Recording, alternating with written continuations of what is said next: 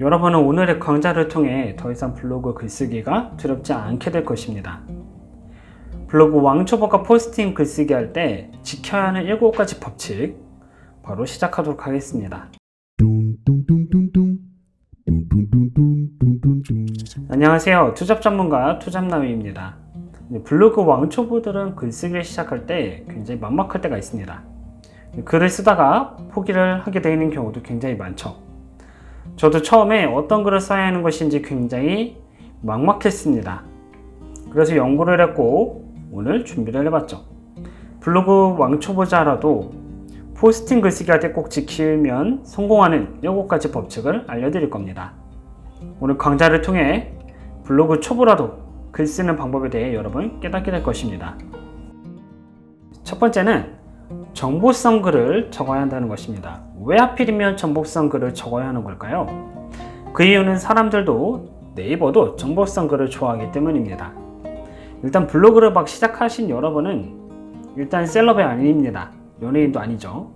즉 사람들은 여러분의 일상글을 좋아하지 않을 가능성이 높습니다. 재밌어 하지도 않죠. 만약에 여러분이 어느 정도 구독자가 있고 이웃이 늘어난 상태라면 일상글도 좋아할 수 있겠죠.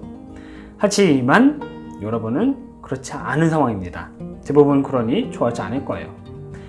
여러분의 블로그에 키워드 검색을 그러면 누르고 왔다는 건 무엇을 뜻할까요? 바로 그 키워드에 해당하는 정보를 얻고 싶어서 온 것입니다. 예를 들어 마스크팩을 주제로 글을 적는다고 한번 생각을 해볼게요. 마스크팩을 검색해서 들어온 이유는 무엇일까요? 날씨가 건조해져서 마스크팩을 사용하고 싶은데 어떤 게 좋은지 궁금해서 들어오는 것입니다. 마스크팩을 사용했는데 사용하고 나니 느낌이 어떤지, 또 가격은 얼마인지, 어디서 구매할 수 있는지 궁금한 것이죠. 조금 더 세심한 분들은 어떤 성분이 들어있는지, 또 상품의 실제 이미지까지 꼼꼼하게 살펴봅니다. 이런 정보를 얻기 위해 들어온 것이 대부분의 블로그 방문작으로 생각하시면 됩니다. 그런데 여러분이 단순히 사용한 일상을 올린다면 어떻게 될까요? 사람들이 볼까요? 안 보겠죠. 전혀 그렇지 않습니다. 왜 그럴까요? 앞서 말씀드린 대로 우리는 셀럽도 연예인도 아니기 때문입니다. 그러니 여러분 왕초보들은요, 꼭 정보성 글을 제공한다는 생각으로 블로그를 운영하시기 바랍니다. 두 번째는 이미지와 동영상을 꼭 넣어야 한다는 것입니다. 제가 가끔 블로그를 방문하거나 살펴보면 이미지를 너무 적게 넣는 경우가 많습니다. 그리고 이미지 한두 개 넣어놓고 글도 한두 줄만 넣어서 발행하는 포스팅이 굉장히 많더라고요. 자, 일단 글의 길이가 짧으니까 제 생각엔 15초 안에 이탈할 확률이 굉장히 높습니다. 이미지 개수도 적으니까 당연히 머무르는 시간도 짧겠죠. 만약에 이미지가 20장 정도 되고 글의 길이도 어느 정도 된다면 어떻게 될까요? 당연히 사람들이 머무르는 시간이 더 길어지게 될 것입니다. 이미지 20개 정도를 채우고 글을 넣으려면 최소한 2000자 정도는 넣어야 되거든요. 이미지당 100자 정도 되니까 2000자 정도가 어떻게 보면 나오게 되는 거죠. 2000자가 나오면 체류 시간도 당연히 길어지게 될 겁니다. 그렇다면 초보자들은 어떻게 해야 될까요? 무조건 여러분의 이미지를 가능한 한 많이 넣으시는 것을 추천드립니다. 가능하다면 이미지와 더불어 동영상을 첨부하는 것도 굉장히 추천드립니다. 네이버는 동영상 시대가 온 것을 이미 오래전부터 알고 있었고 눈치를 좀 채고 있었어요. 그 까닭에 동영상이 포함된 블로그 포스팅을 좀 더 좋아한다는 생각까지 들었죠. 동영상이 그래서 포스팅이 있으면 또 사람들도 포스팅이 좀 괜찮다, 뭔가 전문가 같다, 이런 생각을 갖게 될 것입니다. 그러니까 왕초보들은 꼭 이미지와 동영상을 많이 넣으시길 바라겠습니다. 세 번째, 줄바꿈을 하는 것이 필요하다. 자, 줄바꿈을 안 하는 것과 하는 것 중에 어떤 게 더 나을까요? 저는 줄바꿈을 하는 게 더 옳다고 말씀드릴 것입니다. 왜냐하면 사람들이 스마트폰으로 볼 때 줄바꿈이 되어 있는 글을 더 좋아하게 됩니다. 자, 이제 디지털로 된 웹페이지죠. 블로그도 좀 어렵게 말씀드렸지만 스마트폰으로 볼 때 사람들은 대부분 F자로 글을 보게 된다고 합니다. 그런 뉴스가 나왔었어요. 이제 조선일보에 나왔던 기사였는데 덴마크 출신 전산학자인 제이컵 닐슨 박사가 이야기를 했습니다. 웹페이지를 사람들이 볼 때 이렇게 F자 모양으로 글을 푼다고 해요. 자, 그렇다면 블로그도 마찬가지겠죠. 줄글로 적혀 있는 경우에 사람들이 지루하게 느낄 겁니다. 그래서 잘 안 보게 되고 체류 시간이 떨어지게 되겠죠. 그렇기 때문에 왕초보자들은요, F자형으로 보기 좋게 만드는 필요가 있습니다. 자, 제 블로그의 경우에도 현재 평균 체류 시간이 3분에서 4분 30초 정도 돼요. 대부분 F자로 왼쪽 정렬을 해서 저 글을 썼는데 사람들이 모바일로 보기 편하니까 좀 더 머무르는 것으로 파악이 됩니다. 자, 그래서 줄바꿈을 하지 않게 되면 줄글로 적게 되거나 이러면 내가 책을 쓴 것 같아서 굉장히 뿌듯합니다. 뿌듯하지만 체류 시간은 놓치게 되겠죠. 자, 줄글로 되어 있는 웹페이지는 오히려 모바일을 사용하는 사람들한테는 피로감을 선사할 수가 있습니다. 그러니 왕초보라면 줄글보다는 보기 좋은 줄바꿈을 꼭 하시는 것을 추천드리는 겁니다. 네 번째는 모바일 화면으로 맞춰놓고 글을 작성하시라는 것입니다. 자, PC 화면에서는 크기 때문에 보기가 편합니다. 왠지 멋져 보이는 감도 좀 있어요. 그런데 모바일로 넘어가니까 강제 줄바꿈이 되면서 모양이 이상해집니다. 왜 그럴까요? 모바일 화면이 PC 화면보다 훨씬 작다는 걸 우리는 알고 있죠. 그 이유 때문입니다. 화면이 작은 사이즈의 글이 자동적으로 줄바꿈이 되는 겁니다.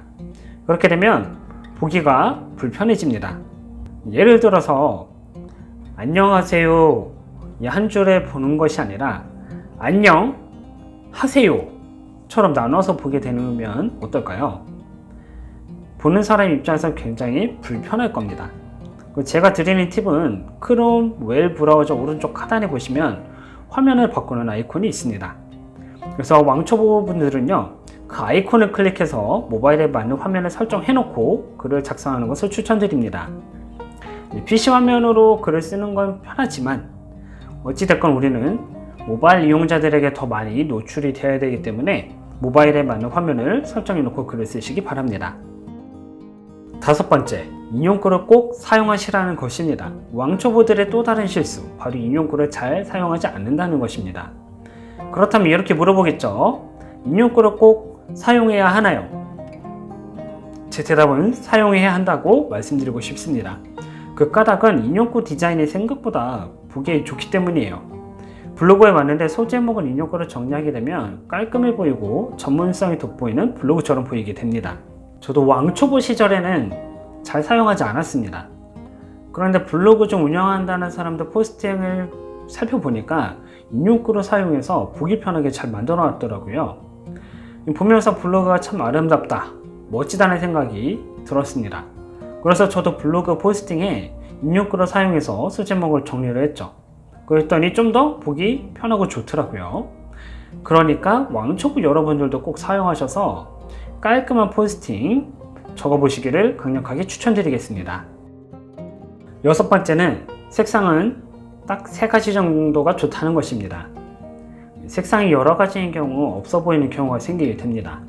처음에 글을 쓸 때 일단은 써야겠다는 심정으로 좋아하는 색깔 전부를 골라서 사용하게 되죠. 저도 처음엔 그랬습니다. 그랬더니 정말 없어 보이는 글이 탄생을 했습니다.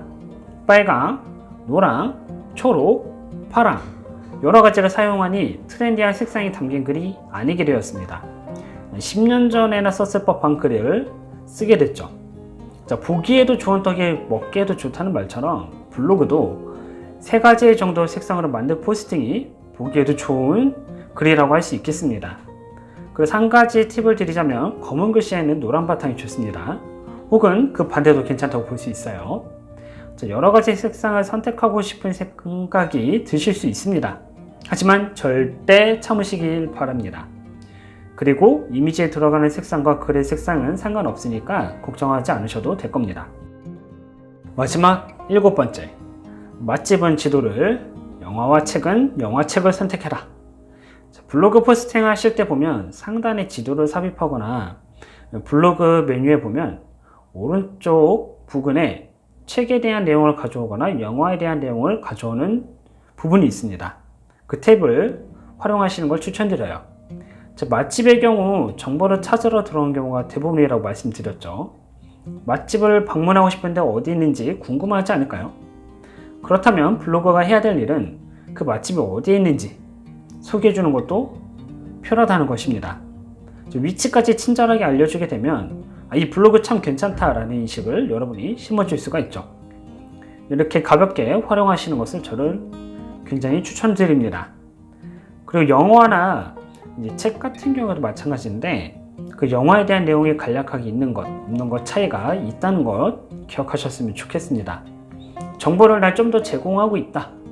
내 블로그 보는 사람들에게 나는 정보성을 제대로 전하고자 하는 마음이 있다라는 걸 보여줄 수 있게 되는 것이죠.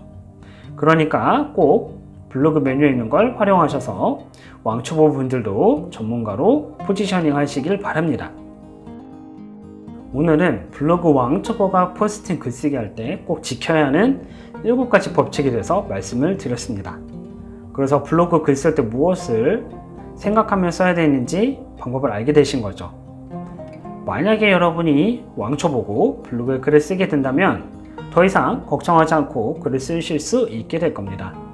자, 그렇다면 다음 시간에는 블로그에서 0원부터 100만원까지 만들 수 있는 프로세스에 대해서 여러분에게 알려드리도록 하겠습니다. 감사합니다.